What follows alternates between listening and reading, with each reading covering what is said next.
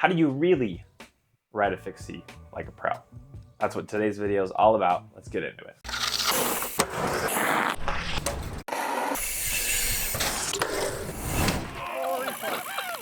Jackson here. If you're new to the channel, welcome. Make all sorts of videos about how to ride fixed gears, do tricks, up your skills. If you're interested in that, make sure you hit the subscribe button. So today's topic is a response to a video that GCN posted a couple days ago called How to Ride a FIXIE Like a Pro. We're gonna be looking at some of the information they shared. They shared a lot of great stuff, but there's definitely some things that they missed and a couple of things that they got really, really wrong. So wanted to shed some light and take a deeper dive in how to really ride a FIXIE like a pro. Let's get into it. Having ridden on a track bike round a velodrome day in, day out, it's fair to say it was second nature to me. But what I've not done much of is ride a FIXIE outside on the open road. So today you're coming with me. So real quick note, she is much closer to a pro than I have or ever will be. I have no professional cycling career. That being said, I have ridden a fixed gear out on the streets for a very long time, coming up on almost 15 years, which is wild. I'm old now. But first, coffee. I got my coffee in my Park Tool mug. Things you need to know about a fixed gear bike. You have one fixed gear, meaning you can't freewheel. The pedals are constantly turning. You have one brake up front, and the back brake is essentially your leg, because you can use your legs to slow you down. So you don't necessarily need a back brake. A lot of completes will still come with a rear brake. And it's not necessarily bad to even have a rear brake on a fixed gear. You know, if you're feeling lazy, you don't want to have to like exert a bunch of power to slowing yourself down. You can definitely still run a rear brake. You really do feel connected to the bike. And the only difference between this bike and a track bike is that a track bike doesn't have any brakes at all. It still has a fixed gear, but then I guess you don't really need brakes on the velodromes because there's no corners to go around. There are definitely more differences than just brakes between a traditional track bike and a fixed gear commuter bike. For one, geometry. That's going to be a huge difference. A traditional track bike is going to be a lot more aggressive. It's made for being aero, and a fixed gear is going to be made for being a little bit more comfortable. So it's going to have a little bit more of a relaxed geometry. Maybe not as much as, say, a commuter or a hybrid bike. Track bikes are required to have drop bars if you're racing, whereas fixed gear, you can run any type of handlebar that you want. A lot of people choose to do risers. Some people do bullhorns. A lot of people still do drops. The only thing you need to know about a FIXIE is you can't stop pedaling. Otherwise, you're gonna get catapulted off the front of your bike. So that is definitely true. You can get catapulted if you're not careful. I actually had a buddy who let someone use his bike and they didn't realize that you couldn't stop pedaling. And when they didn't realize that, they got thrown off the front and broke their collarbone. So that is definitely real. Make sure you warn someone before they get on your bike and try to ride it. But when you first get on a FIXIE, you might feel a little bit nervous. But also, I gotta just stop because they showed that shot of her grabbing the brake a little bit. And I know I'm contradicting myself. One thing that I should just make apparent is I ride a fixed gear without brakes. And I've done it for a very, very long time. Is that something that you should be doing? I can't give you that answer. Is it stupid?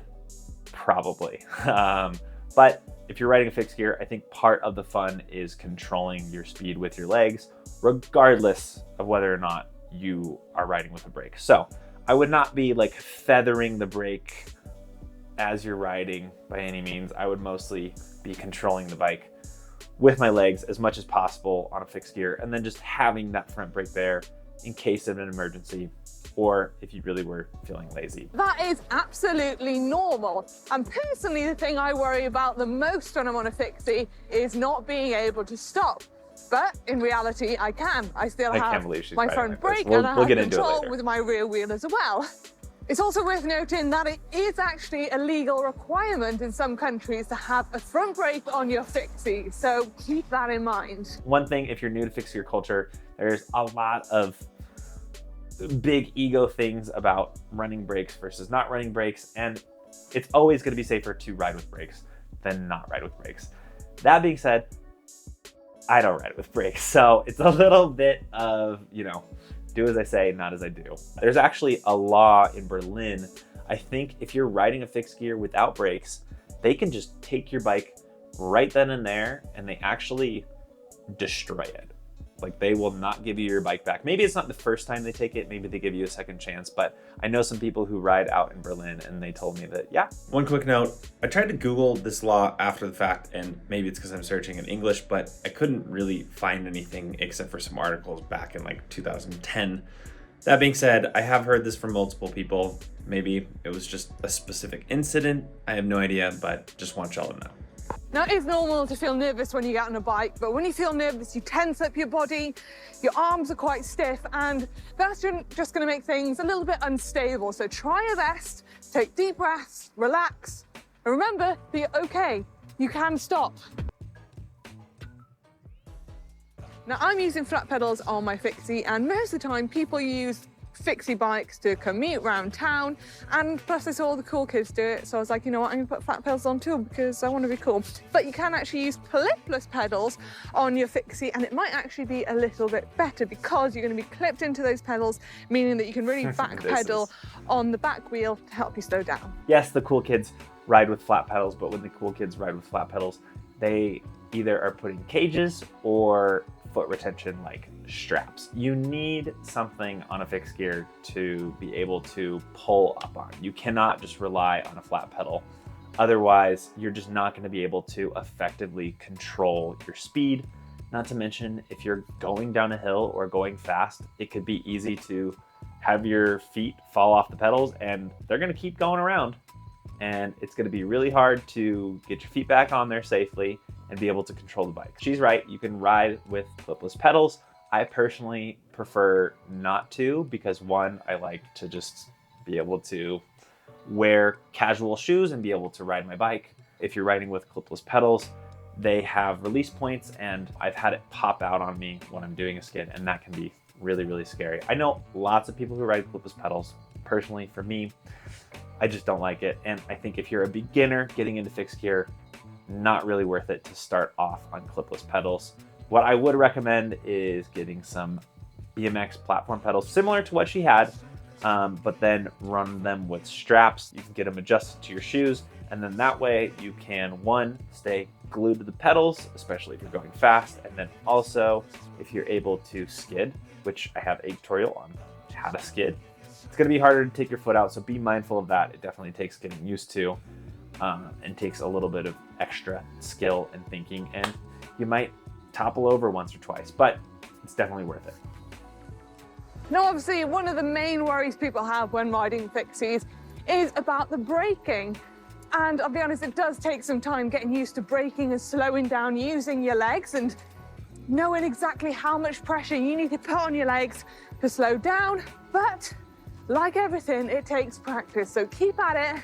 And once you've been riding for like 10 minutes, you'll have learned so much within that 10 minutes. So I'll be honest, just from this little ride, it's all come back to me. You're slowing down the legs. Just like being on a track bike, really. There's more than just resisting the pedals as a way to stop on a fixed gear. I already mentioned it earlier, but you can skid. I've got a video on the 5 different ways to stop on a fixed gear. So go check it out if you're interested in learning, because you don't want to just be relying on your feet, resisting the pedals, slowing down. That's going to be a very, very slow way to stop. But obviously, it's not as easy as stopping with disc brakes and not as quick, but you do have a front brake as well, and you can slow down pretty quickly. If you're out in the street, someone cuts in front of you, having that brake there is a great resource to have. And also having that rear brake, I would advocate for, is nice too, because if you just grab a fistful of that front brake, you're gonna topple right over those handlebars. So trips me out watching her ride on the opposite side of the road. Super important, no matter what bike you're on, to look ahead and anticipate what's coming, but it feels a little bit more important when you're on a fixie because you might not have enough time to slow down. So always have your wits about you. And if you want my advice, just always be wide on coffee when you're on a fixie. Sometimes if you're riding in a city, there'll be some great bike paths, and that's a great way so you don't have to worry about cars and traffic. But some bike paths can have a few obstacles on, like trees, and people, so you do need to keep your wits about. But another reason... I'm trying not to be too much of a hater. GCN's great, Manon's great. She's got some really good information in this video. I don't know if you caught it back there, but she flew past the lady with the kid in the stroller, and I don't know if this is a bike path, but it doesn't really look like it. It looks like a sidewalk to me, and I would definitely not recommend riding on the sidewalk. At least here in America, it's more dangerous to be riding on a sidewalk. Also, while I've got this paused, she's got a half-length chain. Definitely do not recommend half-length chains for fixed gears. They're just really bad. They stretch. They're not good. So you can keep your momentum up, because when you're on a fixie, you've only got one gear, you might have quite a big gear on, and it can take quite a bit of work to get that gear going. So if you can see ahead there's traffic lights, you can start slow down gently, or whether they turn green, and then you can get going again without even stopping. I would not recommend going full whack into a corner like this, because on, say, a normal road bike where you can freewheel, you can get your pedals in a perfect position to go around the corner. So if you're going around a corner like this, your left leg would be at the 12 o'clock position, giving you lots of room. But on a fixie, you don't really have the choice. So if you came into this corner full whack and you were tipping that bike over, that pedal's going to hit the floor. You're going to go and crash. Would not recommend that. So just take your time on the corners. But a lot of fixies do have shorter cranks, which mean there is a little bit more room under there, but still, just take your time. I've watched some crit races where people are cornering really fast and they hit the pedal and it will take the whole rear end of the bike off the ground, and it's really, really scary. So be mindful of your cornering. So one thing to note though is people ride pretty standard crank lengths on fixed gears. I personally ride 165s most of the time, which I guess is on the shorter side, although I'm not really too familiar with the trend for crank length on road bikes these days, but yeah, pretty standard. One thing that is important though is like a crit bike, which is a specific type of fixed gear bike, will have a higher bottom bracket because it makes cornering a little bit easier, or at least you can turn a little bit harder. Now, personally, I think track standing is a lot easier on a fixed gear bike, because you can roll back and forth and find that biting point and use that fixed gear to your advantage. And it is a great skill to have, because, you know, you can show off in front of your mates at traffic lights, you can get a bit of a head start. It looks pretty cool too. There's also a load of other cool tricks that you can do on a track bike as well. You can do little skids and hops with your back wheel, and you can also ride backwards if you're skilled enough, but I don't think I'm quite there yet. Skids to me are not necessarily a trick. I think that's an essential skill that you need to know on a fixed gear if you're going to be riding it around. So there is a whole side of fixed gear tricks, which are a whole lot of fun, and I very much enjoy. A ton of tutorials. Again, link in the description. I'm gonna say that like 20 times during this video. Obviously, I've probably mentioned quite a few times in this video already, you only have one gear to choose from. So you don't have the luxury of coming up to a hill and then you're like, oh, I'll change down a gear. It's just not an option. So you kind of need a gear that is very versatile, that you can spin quite easily on the flat, but also get up a few hills. So choose it wisely. I have gone for a 41-15, I believe, on this bike, and so far it seems quite a nice gear. I haven't gone up any massive hills, but I do my best to try and avoid them. But it's just another little thing to think about that could interfere on your enjoyment of riding your bike. This is great advice. I mean, yes, it's obvious, but you only have one gear, so one gear ratio, and everybody's environment and riding style is going to be different. If you live somewhere really hilly, you might want an easier gear ratio to get up those hills. The con with that is that as you're coming down the hills, you're going to be spinning out a lot more quickly, and spinning out is not a whole lot of fun. So you got to find the right gear ratio for you.